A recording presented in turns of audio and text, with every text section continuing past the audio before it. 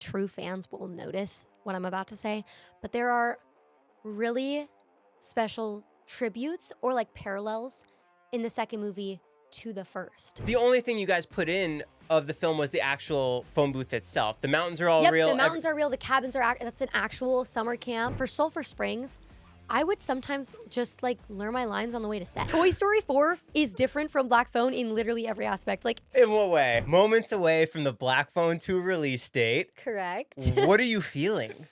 Everything. Nerves, excitement.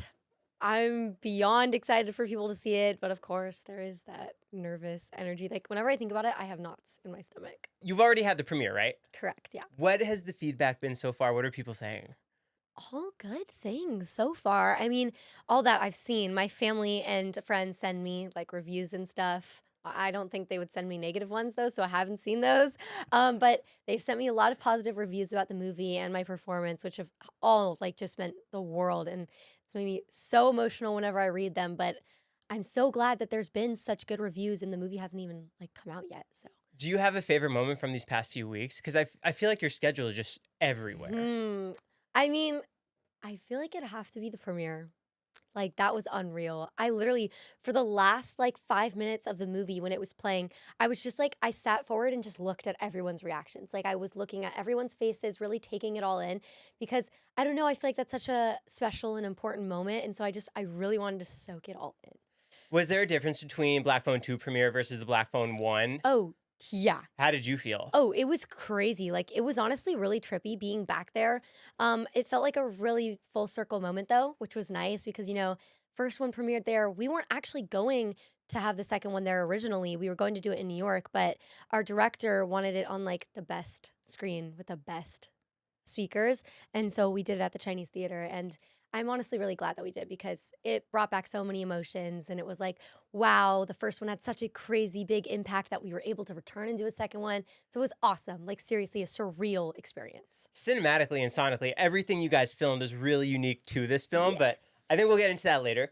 I'd love to go back to the end of Black Phone 1 to now you're getting the emails that a sequel is being made. Okay. How are you feeling? What's your anticipation for this? Okay, so here's what happened. We were on the press tour for Black Phone 1, and the reviews were already coming out that people were loving the movie, right? And so, you know, the early screenings were getting great reviews. And so Scott, he said to me— Scott, the director. Yeah, Scott Derrickson, the director and writer. Cargill was also the writer of Black Phone and Black Phone 2. They write scripts together. But I was in the hallway and Scott goes, he like leans in and he's like, Maddie, can't say anything. But we're already starting to have ideas for a second one. We're already writing it. And I was like, oh my God, that's crazy. And in my head, you know, obviously a lot of time has passed since that happened. And it's now like, you know, a year and a half later, or a year or two. I don't even know. It's been a long time. And I was like, like, I wonder, Mom, what do you think that the script could be about? Like, seriously, we were coming up with all these theories and ideas. And then finally, after so long, Scott sends me a text and he's like, okay, Maddie, the script is done. He had been hinting things to me like here and there, but nothing like official. As far as what was going to continue? Yes, exactly. And so then he sent me a text message and he was like, Maddie, I have it on my phone. He was like, Maddie, we finished the second script. Or we finished the script for the second movie. It's official, like we're done. Ethan is the only person to have read it so far. I want you to be the second person to read it because the focus is going to be now more on Gwen this time around. I was obviously freaking out. Like, I was screaming. I was literally freaking out. And so then he sent me the script and I literally sat down and read it the second he sent it to me. I was like, Mom, Dad, I'm sorry. I'm not waiting for you. Like, I can't. Like, I have to read it right now. So my dad sat down. My mom sat down. My sister came in and out here and there, like listening to it. And we all just like read it so fast too, like all in one sitting. I don't even know how long it took us to read it, but we read it fast because it was so good. We just kept turning the pages like, oh my God, I can't believe this happened. It was was shocking. All of it was very, very shocking. From you reading the script for the very first time to now you've seen the final product, is it kind of what you envisioned in your head of how it would look and what it I would be? I mean, I really do think so. Especially the like cinematically, it is almost exactly what I pictured. It turned out so beautiful I got chills. and like I don't know, it really does give that classic 80s like horror vibe, which I love. And oh my God, the Super 8, because we used Super 8 in the movie to differentiate like Gwen's dream sequences from like IRL, real life and what's going on, like what's actually happening. So the Super 8 is, or the dream sequences are all shot in Super 8. And those are honestly like, those scenes are so pretty just because of like the camera. It is gorgeous. Like I am really excited for a lot of people to see that aspect of things because I also just think Scott is so genius to do that and to have that kind of help differentiate when she's dreaming and when she's not. But also it is just so beautifully shot. Like all of it is gorgeous. And especially the snow, I feel like that added a lot All to real it. snow. All real snow, unfortunately. It was freezing. We were all freezing our butts off. It was so freaking cold. Oh my God. And in a lot of scenes, I had on short sleeve PJs. And so there were moments where I had to run like in the snow. And they had like in the movie, I don't know. I can tell, but maybe it's because I know. I have like 3 different kinds of socks on. And like I had on swim shoes as well because I couldn't wear shoes in the snow because my character, like she's in a dream, right? She's in her PJs. And so I had on socks, but like 3 layers of them. I had on several layers on pants, like these like heated pants as well. And then like under my actual like wardrobe PJs. And then for my pajama top, it was hard because, they're short sleeves. So I can't really do much layering with that. But it was quite cold. And there were scenes where I was running in the snow and I would fall on accident. Does that make the cut? No, it didn't. It didn't. I was wondering if they were going to keep it in. I thought it added to it. I actually liked it. But there was a time when I couldn't get up because it was so slippery. And there were several, like, you don't understand. There were several feet of snow. Oh, It was insane. It was insane. And there was another day where me, Mason, and Jeremy, we were shooting this really big scene. This is like, in my opinion, such a huge arc in the movie.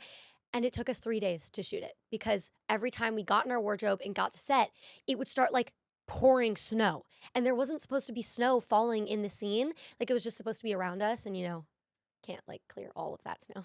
So what are you gonna do? But it kept on snowing and Scott was like, no, there can't be snow in this scene. We're not gonna shoot it today. And the next day, same thing happened. We were sitting there for hours and hours. And production just holds. Yep. We were just sitting there in the cabins in the freezing cold, like waiting to shoot. And this scene, we had so much adrenaline because it was like such an important scene. And, I don't want to give away too much. I don't want to spoil anything, but we were very amped up to film this. And so I feel like when it finally came to us shooting it, we were able to just let all of those emotions and adrenaline out. And honestly, the scene couldn't have been shot better. It's beautiful. It's so good. The only thing you guys put in of the film was the actual phone booth itself. The mountains are all real. The mountains are real. The cabins are that's an actual summer camp. In what town is it in? It was in Muskoka, Canada. Canada. Yeah, we shot in Toronto. I'm pretty sure it was in Muskoka. I could have that wrong, but I don't think so. But yeah, it was freezing. It was quite cold. My first time ever working in settings like that. So I learned a lot. It was crazy. What other challenges are there filming in that environment?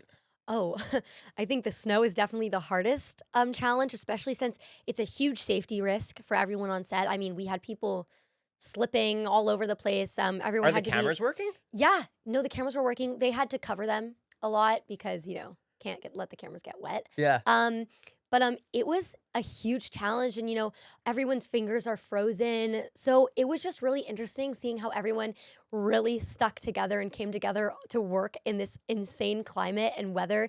And we're shooting a horror movie, and so that definitely adds a lot more to to every element. But also, I feel like the snow helped a lot with the feeling of isolation because there was so much snow. Like you truly did feel like you were the only ones there, and that's how they feel, and that's how our characters feel in the movie. So I honestly feel like that helped a lot. What's up, guys? Real quick, this episode is brought to you by Aonic. Aonic provides clean hydration crafted with magnesium, electrolytes, and real fruit juice. Made for those looking to get the most out of hydration. We've got some sparkling passion fruit, some sparkling orange, and a sparkling raspberry. Aonic is developing the world's most advanced ecosystem for functional nutrition to make healthy living enjoyable. Aonic delivers pure science-driven nutrition, and every formula targets a clear need and delivers benefits you can feel. What I love most about it is that there's no pixie dusting of ingredients, which means they only use clinical validated dosages. Plus, it's third-party verified. Independent labs test every batch and they publish the results. It's got premium natural ingredients from real cacao and vanilla in Aonic Fuel to real fruit juice in Aonic Revive. Plus, the best part, low calories, baby. Only 15 calories in this whole can. Delicious taste, zero artificial, low in sugar and calories.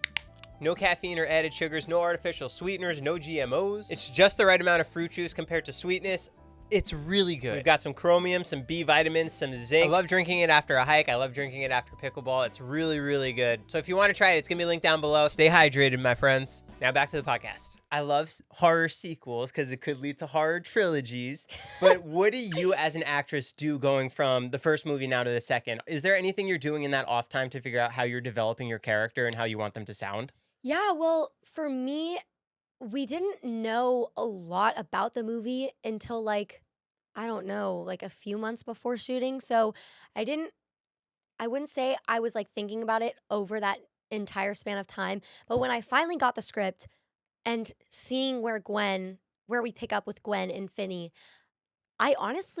it was really challenging for me this time around to find Gwen again because I love her so much and I felt like I could relate to her a lot in the first movie. And so I was kind of just able to slip right into her and I was like, yeah, let's do this. I am Gwen. What the heck? I am her. I can relate to her in so many different ways. But then she is so different from the first one to the second one.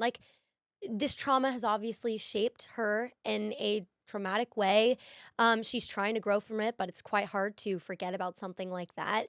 And now, everyone knows about her dreams. And in the first movie, I would consider her, she was popular and had a lot of friends. Now she doesn't have any friends and she definitely feels more like the outcast. She's getting bullied at school, which is something so real for teenagers to go through.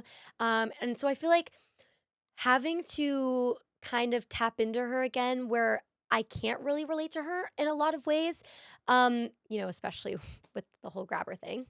That has not happened to me, luckily, But no, it was definitely harder for me to really find her again, but the wig helped a lot. Yeah, so there's an appearance change too. Yes, there's an appearance change. The wig definitely helped. I felt so anxious whenever I had that wig on because, I love my hair a lot. And I don't know, it's funny because when we were shooting it, I was on a hair growth journey.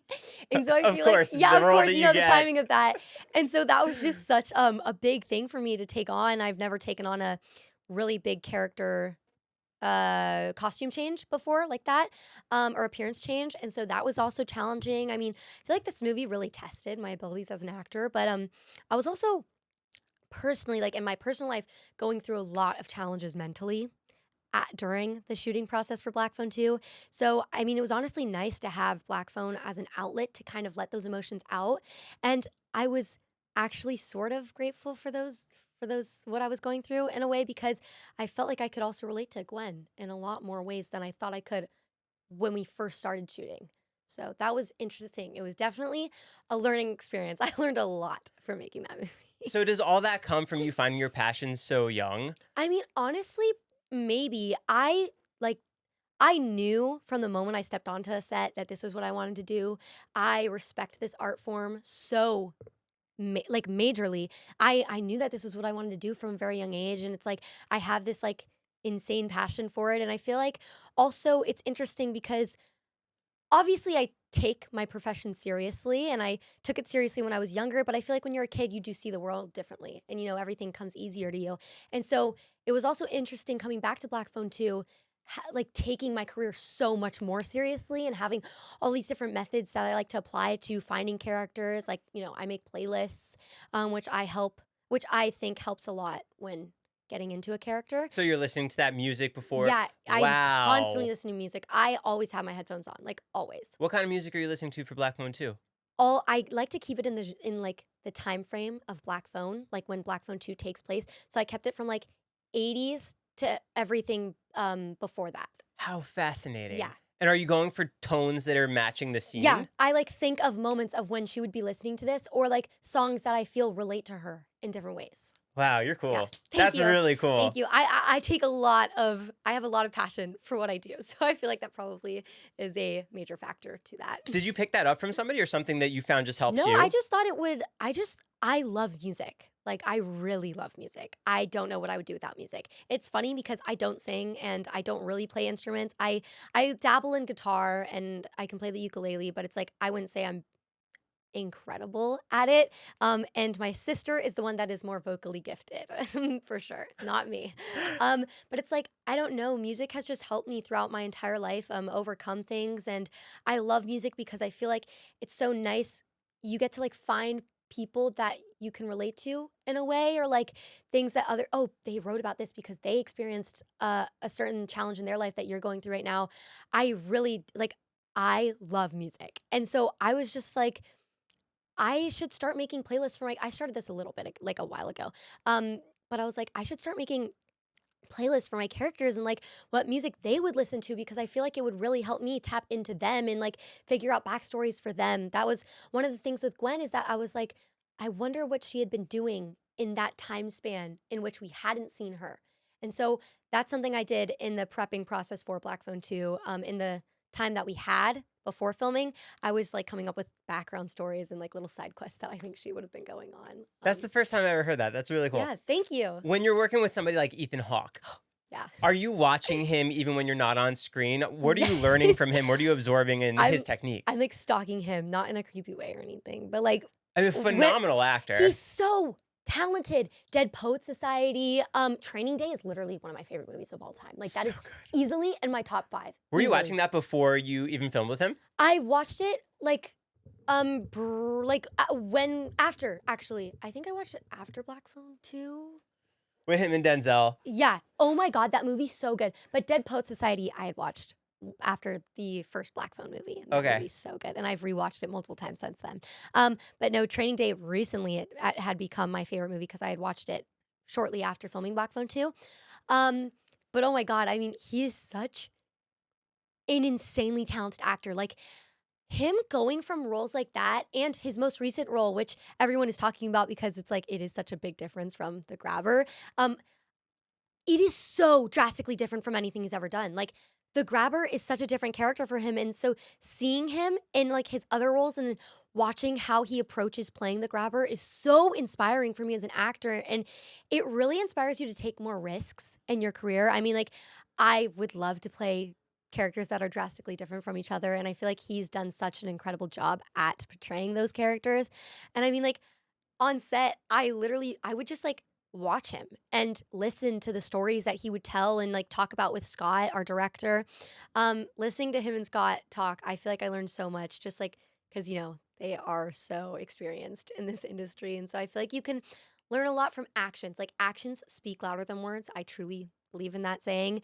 And so watching how he truly treats everyone with respect and kindness on set, and he really does love what he loves what he does so deeply, and he takes this art form so seriously. And I feel like that's just really inspiring to see, because I feel like some people get lost in the chaos of all of this. Does he have any tics before he gets into the character? I mean, I don't know if this was him being in character or not, because I couldn't really tell because he always had the mask on, which made things a little creepy. But he would like sometimes hum and like whistle before takes or like in between takes. And so I couldn't tell if he was like trying to stay in that mindset of The Grabber and like trying to scare me, because it worked, or if he was just being himself. I literally couldn't tell. But if so, I mean, that was scary. So I feel like that was a strategic move maybe on his end. I don't know.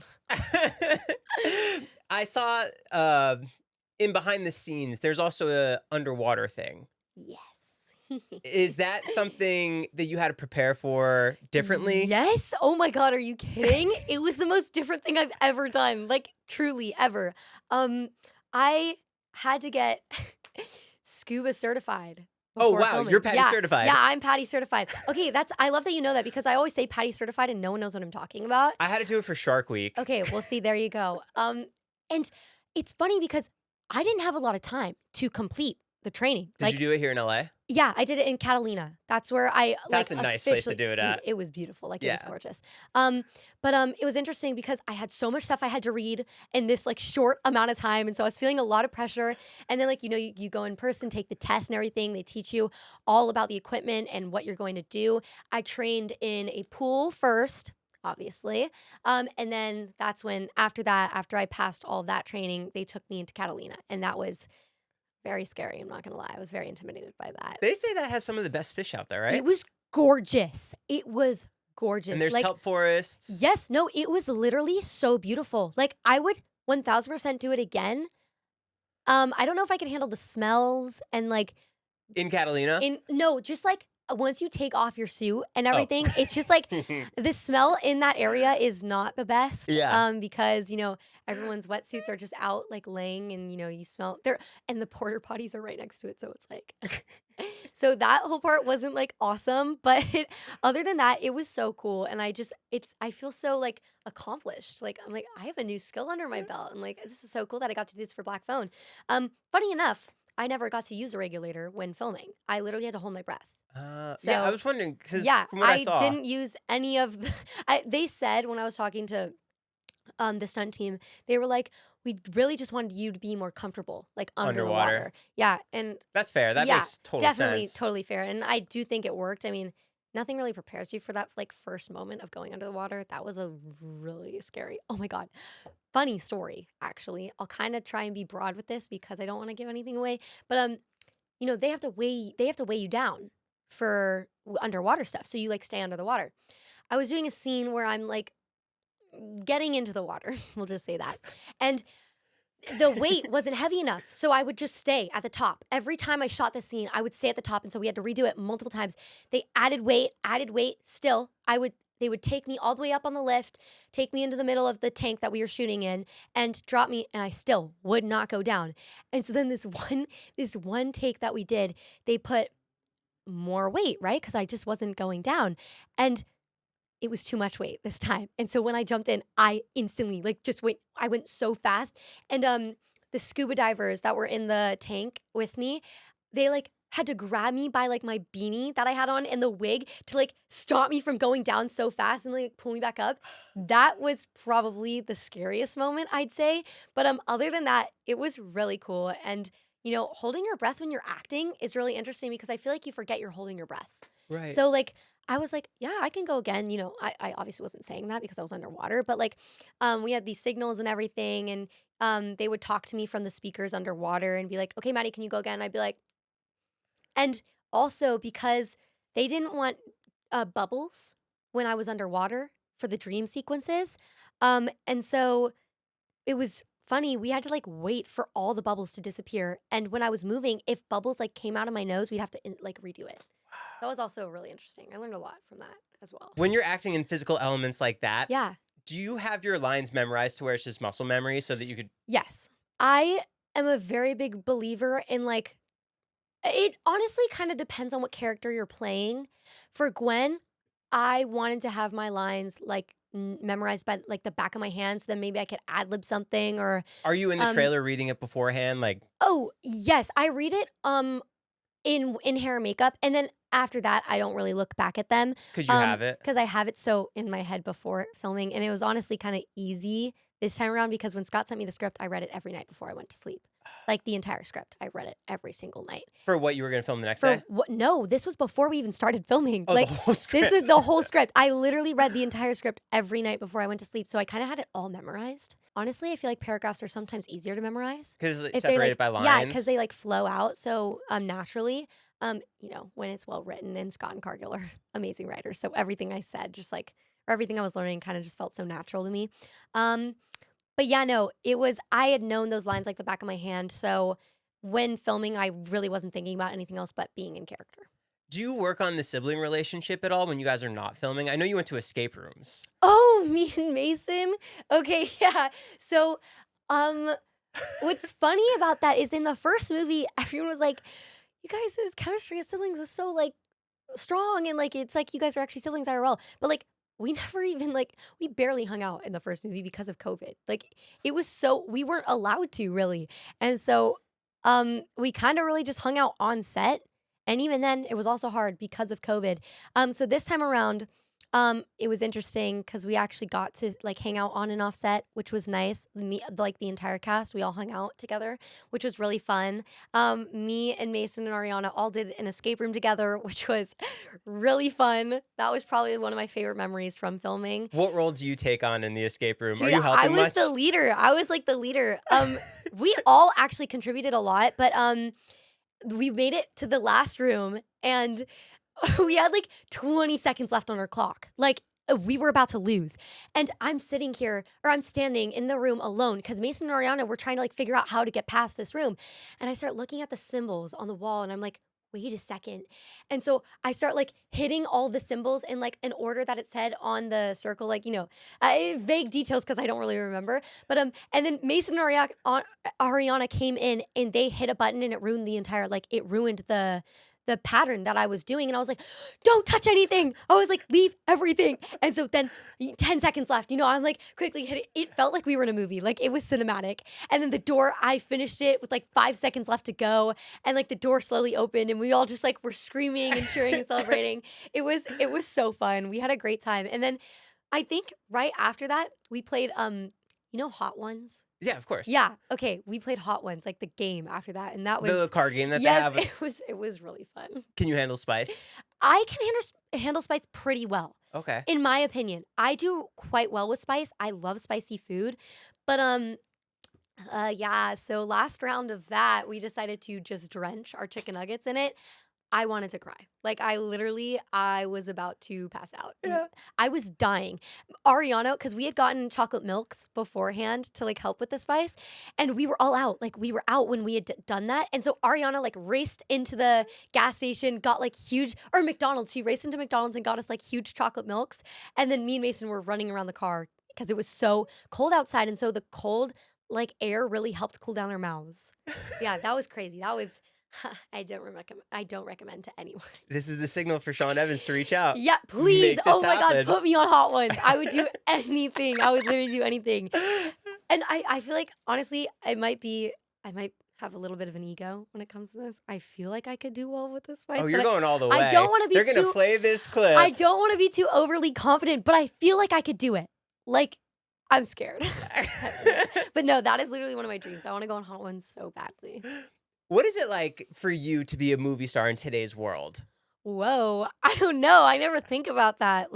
I don't ever think about myself as a movie star. I mean, you have actors like Ethan Hawke, come on, he's an actual movie star.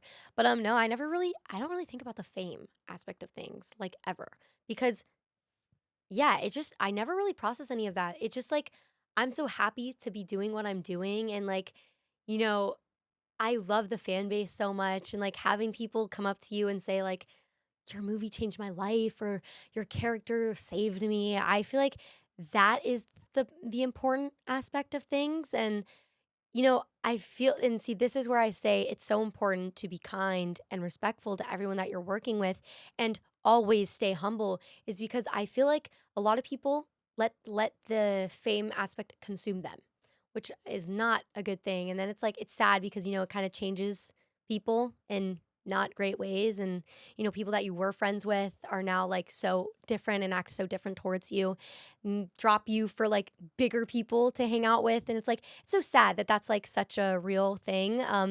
People are so fake in this world and especially in this industry. And so it is important to me that I keep my family close, and my family does such a great job of keeping us all so humble, and we're always just grateful to be there no matter what, grateful for any opportunity that we get. And so my family is definitely the people that I keep closest to me, for sure. Upon doing research, realizing who your sister is, Yes, fellow actress Megan, I see the thing in the back. I was gonna say that in the beginning. So crazy. Were you both always just found this passion together? Yeah, honestly, me and all my siblings act. We all love the industry so much. We love acting, but also my oldest brother, he kind of found a little thing for behind the camera stuff, for like more behind the camera stuff. He makes Lego stop motion, which I think is so cool. That takes so much patience, and That hurts my brain to dude, figure I out could how they never. do it. I could literally never. He's in his room so often, just like, moving the characters like Like little by little. not even an inch. Not even, like literally less. And so respect to him, but he's also taken up like writing, and he kind of wants to get into directing too. My dream would be to direct something when I'm older. But like all my siblings, we just all love it so much. I don't know. We kind of just all found it, I guess, kind of by accident. My sister, she was doing a modeling job. I love modeling. So I was like, Mom, can I do this? Like, I want to model. So then she took a little convincing, but she finally let me. And then after that, a photographer from LA wanted to shoot my headshots. And then he posted them on Facebook.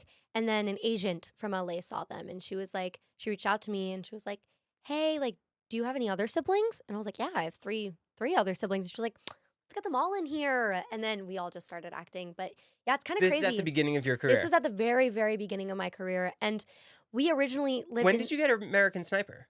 That was that my first job? I think there's 2 things before that. Or wait, there was 2. Yeah, I think my first job was hide and seek, if I'm not mistaken. I don't remember any of this. American Sniper was easily the thing that I can remember the most from that early on in my career. Do you remember working with Bradley? Yeah. I mean, I was so young, so it's like kind of vague.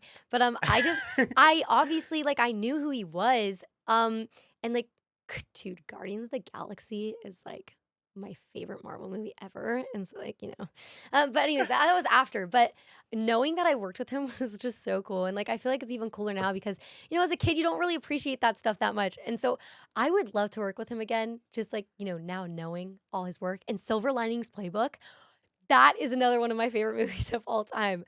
But yeah, I would love to actually get to, talk to him now, because I feel like I could take advantage of working with him and like, just like, tell me things, like teach me your ways. I don't know. And like just badger him about like, so what has your experiences been like on like Silver Linings Playbook and like sets like that and stuff, and just like how he like gets into character. Something I did notice from working with him on American Sniper is that he stays in character. Like the whole time. He does stay in character the whole time, from what I can remember. And I recall a lot of people on set talking about that as well. But see, that's like one of my favorite things about working with different actors, and like especially bigger actors like him and Ethan, is seeing their different approaches to roles and stuff. I feel like you learn so much from that. Like, I'm not method myself. I don't know if I would ever be method. Maybe like certain aspects or characteristics that my characters have, like maybe I would go a little more method for that. But so far I haven't had to do that. Do you feel a difference in vibe going from Blumhouse to Marvel to Pixar? Oh, definitely. There is a drastic difference, especially with Pixar. Oh my God. Blumhouse, they're so nice. Everyone that works there is so kind. And that's one thing I've noticed from all like the different kind of projects that I've worked on, is everyone has always been so nice to me. Like, taken such great care of me, which I've been lucky enough to, have that. But genre-wise, oh my God. Pixar is literally, Toy Story 4 is different from Black Phone in literally every aspect. Like, in what way? First of all, not live action, obviously. It's animated. When you found out you were Bonnie, did you freak out? Oh, I screamed. I was literally screaming, running around my house. Because this is what I was going to say earlier. We originally lived in San Jose, California. And so when we first started auditioning, we would drive back and forth from from San Jose to LA and back same day. 4 auditions. 4 auditions all the time, and callbacks. And sometimes we'd have a callback in the same day, so my mom would turn around. So that's why it took a lot of convincing for us to like beg her to keep us in acting, because she would ask us all the time if we wanted to quit. And she was like, hey, the moment you guys don't like this, tell me, I'm done. Like, I like, seriously, I will gladly be out. Because, that's just so long in the car. But anyways, Toy Story was always my go-to pick. I loved the Toy Story movies. And so just like the way that came around was insane. That was I don't think I'll ever get over that. Like, ever. The fact that I was in Toy Story 4. Is that a straight audition process where It was... Is it a secret? So you definitely have to keep everything a secret. You're not allowed to talk about anything. But you don't even get real lines. You probably get fake sides because it's project incoming. The funny thing about that is that I got lines from the from the third Toy Story movie. And so I knew it was for Bonnie. But usually with those things, they don't tell you because they like to keep it under wraps, or they'll give everything fake names and fake lines and all that. But with that, I knew it was Bonnie because of that, obviously. But we weren't allowed to tell my grandparents for 5 years. Because that's how long production was? Because that's how long it took, to finish it. And yeah, I started when I was 5 and finished when I was 10. And my voice didn't change throughout the entire thing. How old are you? I'm 16. I keep forgetting because I'm turning 17. You're the only 16-year-old girl that can keep a secret. Good for you. Thank you. No, I actually pride myself in secret keeping. I'm a very trustworthy person. Like, if you tell me to keep a secret, I won't budge. Like, I don't tell anyone. That is something I actually do pride myself in. Like, this mouth is under lock and key. Like, you can't get anything out of me. Very cool. Yeah. Wait, so when you find out you're Bonnie, what does the process look like going forward? Okay, so you're not in the booth with Tom Hanks and Tim Allen. My God, I wish. Another thing I wish I could relive at my age now. But I mean, I was obviously such big fans of them, like Forrest Gump. Oh my God, are you kidding me? And then Tim Allen. Oh, he was so cool to talk to at the premiere. But I'll get to that in a second. Okay, so I auditioned for it. That was at home. That we recorded on a phone in like a closet. That's the most mind-blowing thing. I know. That's so crazy to me. And then the callback was in person. Because they want you to come into the studio and try different lines. Do you see who you're up against? Sometimes. For things like that or things that are bigger, they kind of try to keep you guys separated and not let you see who you're going out up against. And also at the time I was 5, so, also a little vague. But yeah, did the callback. They kind of told me in the room. They hinted to me that I got it. But then we didn't find out until, officially until later, a lot later, actually. They were like, okay, you booked the role of Bonnie. And I was like, I was going insane. I literally was screaming, running around my house. And so then seeing that process growing up and watching that was so interesting to me because, it starts off with these illustrations and these little drawings that move so slowly and it's one frame at a time. And then it goes from that to actually the full on animation process. And there were some lines that I had to do ADR for because they had finished the animation on certain scenes or they would rewrite scenes and change them. So that process in every aspect I feel is so different from acting, especially when it comes to doing voice recording. You have to use your body so much. I really exaggerate with my hands when I'm doing voice work because I also feel like I learned a lot after the movie came out and I was like, I could have done that better. Or when listening back to it? Yeah, when listening back to it because I feel like I could have known the context a little more, expressed myself a little bigger so it came across on camera more because it is actually really hard for your voice to for emotions to come through your voice when you're acting. So I feel like you do have to use your body movement a lot. Was that your first big voiceover role? Yes, I definitely. Or a voice actor Definitely.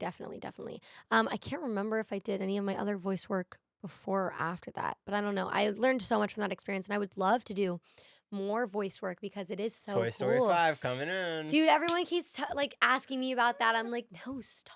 I don't know anything. Seriously. When does Cars 3 come into play? Oh, okay. See, and that's where my memory is a little hazy. I don't remember. I'm almost positive I did that after. No, yeah, I definitely did that after. That was also so cool because once again, I love Cars. Cars is one of my favorite Pixar movies of all time. I constantly have that on my phone. When I'm going to sleep, it's between I listen to Cars, Princess and the Frog, and Ratatouille. Those are the 3 Ratatouille. movies. So good. Those are the 3 movies I changed from. But with Cars, it was all animated already. It was all finished. So that was a different experience for me from working on Toy Story 4. So are you trying to lip match? Yeah, I had to match my car's mouth movements. To the car? That sounds so weird. But yeah. And also, they named the car after me. That was cool. Which is so cool. I'm a literal toy. I have in my house the figurine, the little toy car that they gave me and that they were selling at stores and stuff, which is just that is such a surreal moment. I was like, oh my God, Maddie McGear. Hey, I'm part of Cars history. That is so sick. So yeah, I was just so grateful for that whole experience because they did not have to name the car after me. That was really cool. Really cool. Yeah. What other Pixar universe would you want to be part of? Ooh, I don't know. A little fish named after you, Finding Nemo? Hey, who knows? You never know. I love Monsters Inc. so much. Monsters Inc. is also one of my favorites. Great ride. Oh my God. I'm so sad it's going away. Is it? Yeah, that's what I heard. Aren't they shutting it down? Oh, no. I heard that Bring it's it going back. away. I know. No, bring it back. Bring it back. But no, I also go to sleep to Monsters Inc. all the time. So I feel like that would be really cool. And I'd love to see like maybe how they'd animate me as a monster. I feel like that'd be really cool to see. That's one of my favorite things about voice work is getting to see yourself like animated as someone so different. Like, or even like an object, you know? It's really cool. When you step into a universe like that for Pixar, Yeah. do you get auditions thrown to you a little easier now that you're part of the world? Or is it still all the same? I mean, that's part of the reason Cars 3 came to me was because I worked Toy Story? on Toy Story 4. So grateful for that. And cool then does that experience. segue into Marvel because Disney, Marvel, Pixar? I don't know. I don't think so because when I booked Young Hope, that whole process was a lot different. But that was also interesting. I find it interesting the kind of parallels that me and my sister have had in our careers. In what way? Like I played Young Hope, she played young Yelena. She was in a Blumhouse Universal horror movie. I was in a Blumhouse Universal horror movie. I don't know. Kind of weird how we've like kind of stayed on like similar paths in a way ish. I find that so crazy. Do you guys talk shop? Yes, all the time. All the time. Even when it's not wanted. I'm all, it's the big sister in me. I'm always giving notes. But no, also has stuff that she critiques me on too. But I feel like that's what makes you makes you improve as an actor is people's opinions. I love hearing people's opinions. And that's one of the things about acting is that you're literally your job is letting people judge you. Like Openly. openly judging you. And I feel like that's one of the things I had to really get used to. The criticism? Was the criticism. Yeah.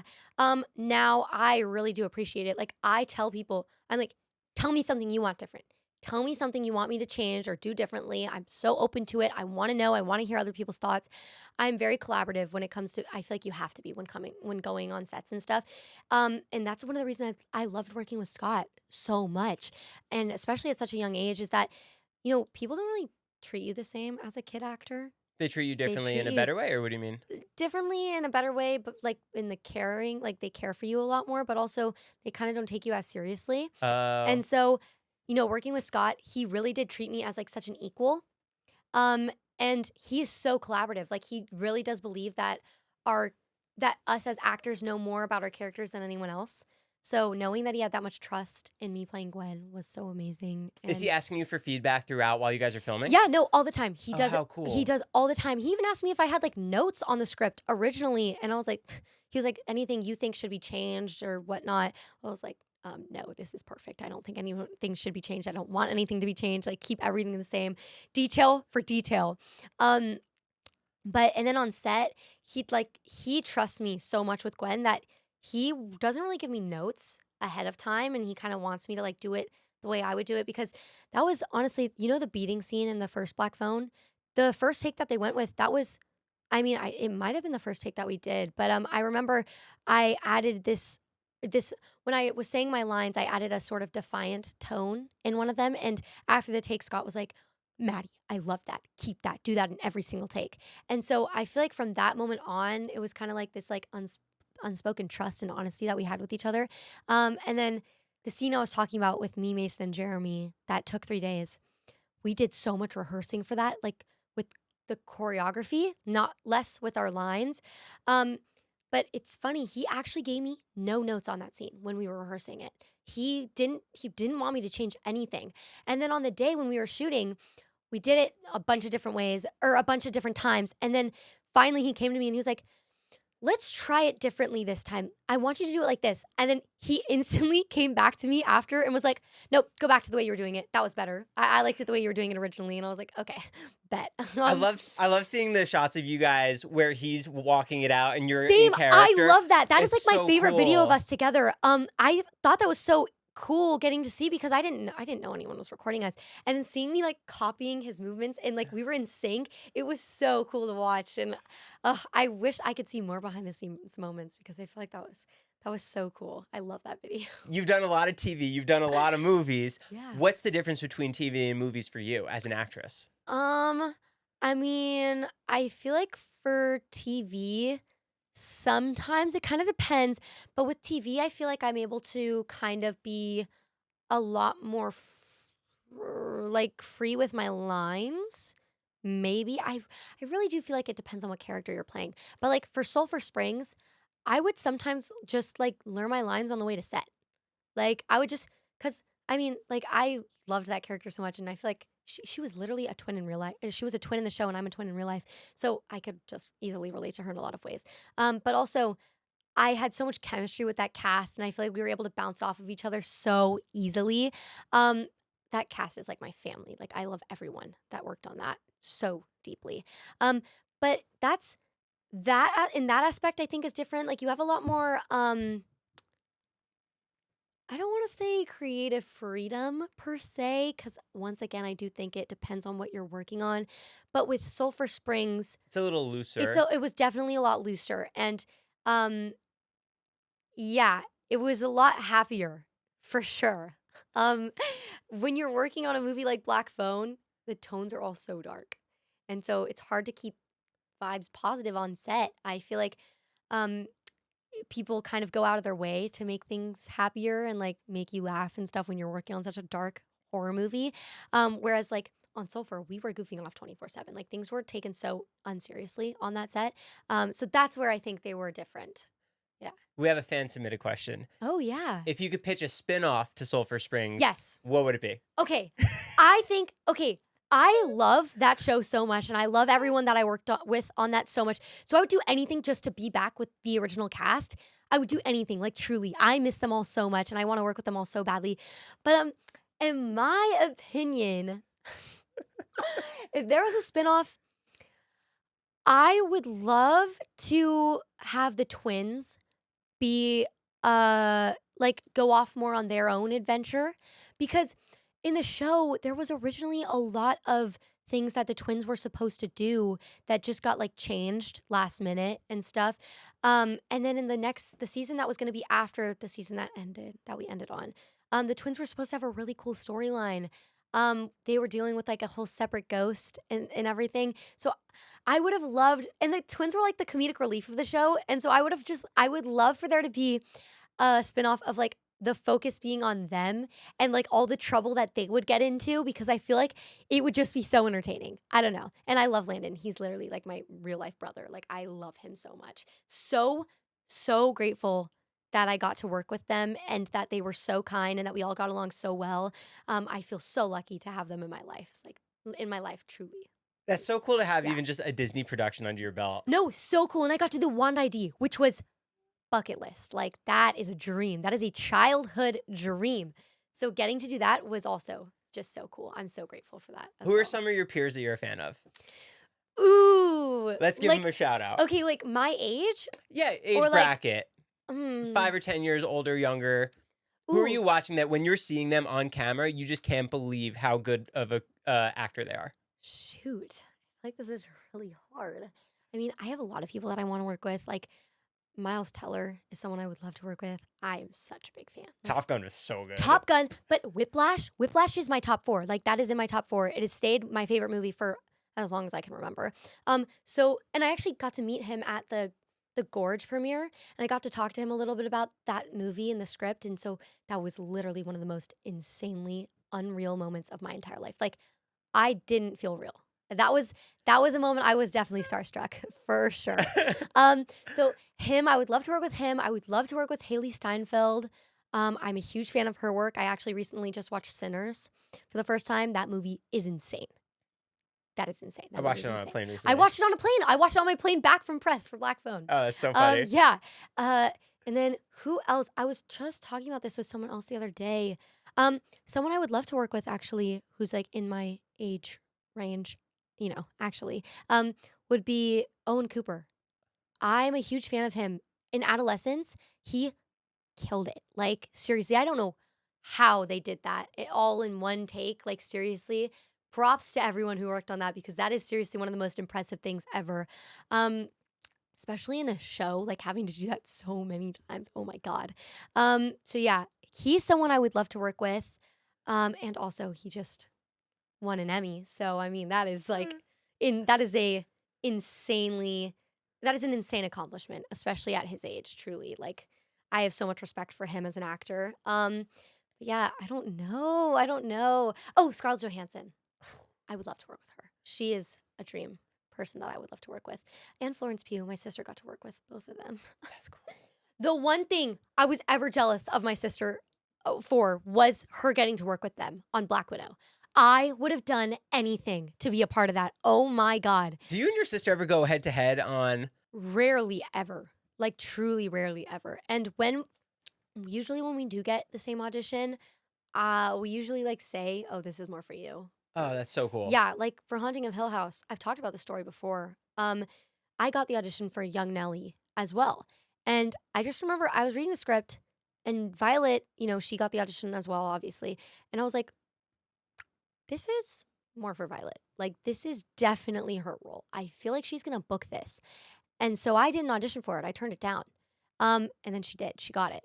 So I was like, I manifested that for you. That's cool. So yeah, that was a cool moment. But we kind of know each other so well that we know what's right for each other and what we think like the other one has a better shot at. Mhm. So we do really rarely ever go head to head on things. But when we do, that's kind of what happens. What are your top 3 horror movies now? Ooh, great question. I'm going to go Silence of the Lambs. Oh, wow. That is one of my favorite movies ever. I have a lot of favorite movies, if you couldn't tell. Silence of the Lambs. An entertaining one for me, I actually really loved Heart Eyes. Hard Eyes. I haven't seen That that. movie was so funny. Like, you should watch it. I know It's- the DVD box. Yeah, it's hilarious and it's so entertaining. But I don't know if I put that in my top 3. I'm gonna go Sinister, Silence of the Lambs, and oh my God, what is that one movie with Leonardo DiCaprio? Shutter Island. Yes, Shutter Island. Great movie. That movie actually terrified me. Really good twist. I don't get scared. Okay, that's such a lie. I do get scared very often.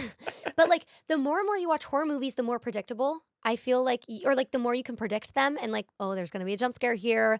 And that movie, like psych wards and stuff, that's the stuff that actually scares me because I don't know, it just like really terrifies me. And like that's the stuff I have bad dreams about and nightmares about. Insidious is the kind of stuff that terrifies me. Okay, see, it's that stuff like that doesn't really get me. I don't know. What if like a ghoul comes into my house? What am I going to do? Call a poltergeist and get rid of I it? mean, yeah, see, I know, but like in my opinion, because Shutter Island is more realistic, that's the stuff that scares me. Like the more like, not honestly, the kind of like the nun stuff and like the stuff that deals with religion and like churches and like demons and like the devil, that stuff also scares me. Did you see the Sydney Sweeney movie where she was the nun?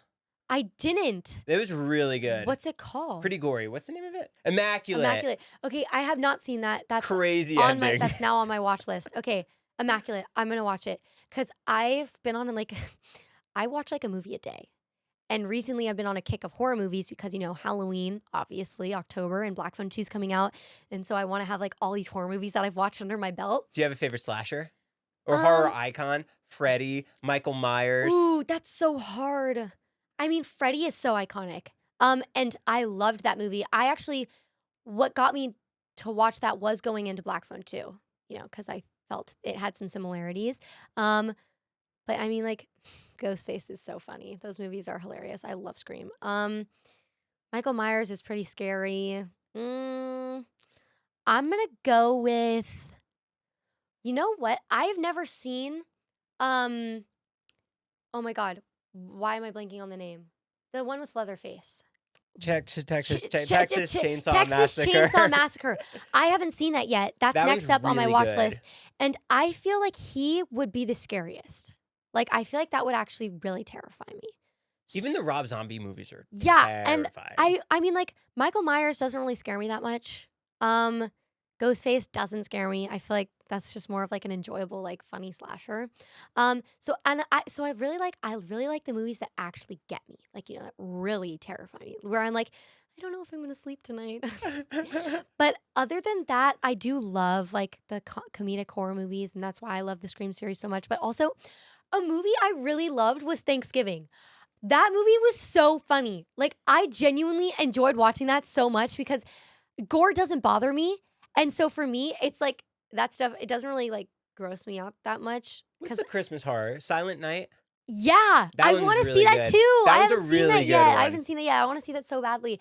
Once again, I have so many movies on my watch list that I have to watch, and so that's why I try to watch a movie a day. I'm actually watching the Maze Runner franchise right now because it Very just came out cool. on Netflix. Yeah. You know, but yeah, no, I love horror movies so much. I love watching them at 1 a.m. or like late at night because then it really gets you. What's your day-to-day like now? I don't know. Recently, secretly, I just watched, not just, but like fairly recent. I just watched the Terrifier movie Oh, wow. with my sister. The first one? Yeah, we watched it at 1 a.m. That we were like, we want it to really scare us, so we watched it at 1 a.m. It honestly was not that bad. Maybe I'm psychotic. 3 is where they say it gets. 3 is, I talked to the cast at Horror Nights, and they were like, 3 is where it Above crosses a and line. beyond. It crosses a line. And so I'm like, I don't know if I'll partake in watching the third movie just because maybe I don't want to put myself through that or have those images in my head. But I wasn't actually allowed to watch the Terrifier movies. So I'm glad this door is closed. So my mom doesn't hear. But my dad he would literally be so mad at me and my sister because that is the one franchise that he's like, Maddie, I swear to God, if you watch those movies, like I will be so mad. Like I just don't want you to endure that as a child or This just is like your as a genre. person This is your in work, general. though. I know, and I'm so mad because like I feel like it'd be so fun to be a part of like a Terrifier movie. You know. Would you ever want to be part of a scary movie? Like they're bringing Scary Yes. Movie 6 back. Yes, I would love to. Those movies are so. If they did cameos, would you want to be part of that? Yes, easily. Yes, for sure. I love horror movies so much that they're so fun, and I feel like the reason I love them so much is because people that do horror movies are not afraid to take risks. They're not afraid to go outside the box. They're not afraid to be different. And that's why I love them so much is because I have this sort of like respect for them because I feel like a lot of people are hesitant at times, especially when you're not doing a horror movie. But I feel like doing horror gives you more of a wider range to like explore and take those risks. So yeah, that's why I love horror so much. For people going to the theater to go see Black Phone 2, Yeah. is there anything you want them to pay attention to, look out for, a certain act, or anything that you could say? Yeah, for sure. I definitely do. I feel like like true fans will notice what I'm about to say, but there are really special tributes or like parallels in the second movie to the first. There are some scenes that I was like, when filming, I'm like, oh my God, Scott, this reminds me of that scene in the first movie, blah, blah, blah. And he was like, yeah, we kind of did it as like a tribute. So is it almost an Easter egg kind of thing? Yeah, there are definitely some Easter eggs in the second one, for sure. Oh yeah, for sure. But also, I don't know, I'm so scared to spoil anything. I don't want to give anything away. But something I will say is it is heartbreaking. It is a very emotional movie. It is also way scarier than the first one. Trailer really shows that. Way scarier. Like, in my opinion, I mean, I've seen the first one so many times, so maybe this is why. But like, after watching the first one, or after being in the first one, and then watching the second one, honestly, it's like, in my opinion, the first one at that point is like not even that scary.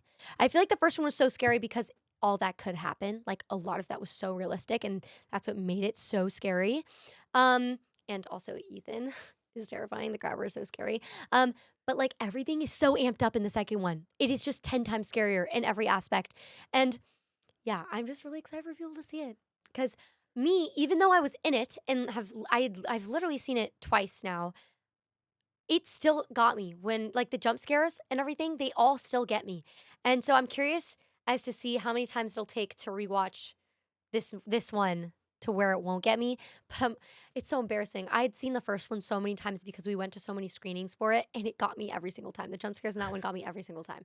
And so I feel like Scott and Cargill are so talented when it comes to writing and so genius with their placement and everything that I feel like the jump scares are so unexpected, and so that's what makes them get you every single time. I love jump scares. That's what makes horror movies, in my opinion. It's like that like sort of what's it called? How do I explain this? Like when you're waiting, like when you're on the edge of your seat. There's a word. The suspense? The suspense. Thank you. Oh my God. Can never think of things when I'm like doing interviews and stuff. But suspense is my favorite thing when it comes to movies. I feel like that's really what scares me the most. And I feel like Black Phone 2 does that so well. I'm excited. October 17th. Yes. Go see it in theaters. In theaters. Thanks for coming by. Thanks for opening up. Thanks for sharing. Yes, thanks for having me. Cool. Guys, go see the movie. Yes. That was so good. Thank you. That was so fun.